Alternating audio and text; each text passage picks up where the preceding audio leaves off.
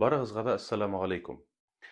Адәм баласы бу дөньядан ахирәткә күчкәннән соң, халык арасында шундый хәлгә очрарга туры килә. Мәсәлән, мәетне тизрәк юып, кәфенләп, җирләр урынына аның якыннары әйтәләр: "Туктап торыгыз әле балалары, туганнары кайтып җитмәде, шуңа күрә дә иртәгә кайтып күрсеннәр, шуннан соң җирләрбез", дип җирләүне кичектереп торалар. Шул дөресме икән?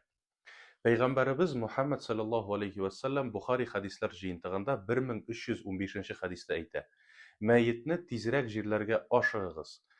Ул яхшы кеше булса, сез аны яхшылыкка якынайтасыз.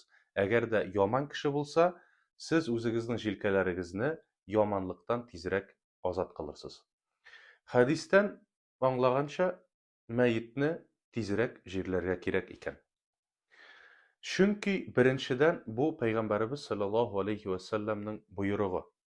Икенчедән, мәетнең дә хаклары бар. Һәм без шул хакларны үтәргә тиешбез.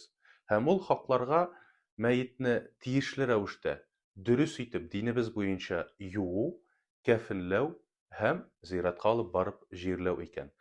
Кайчан кеше әйтә: "Юк, әле туганнары, балалары кайтып җитмәде, кайтсыннар инде, күрсеннәр инде", дип җирләүне кичектереп тора икән, ул тәү чиратта үзен уйлый, ул мәетне уйламый.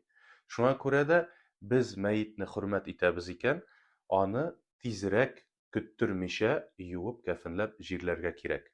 Әлбәттә, туганнары, якыннары, балалары мәетне күрә алмады бит дигән сүз кешелеклек ягыннан чыннан да матур булып бетмидер. Ләкин ислам диненең кануннары, боерыклары, шулай ук мәетнең хаклары кешелеклек дигән төшенчәдән өстенрәк тора.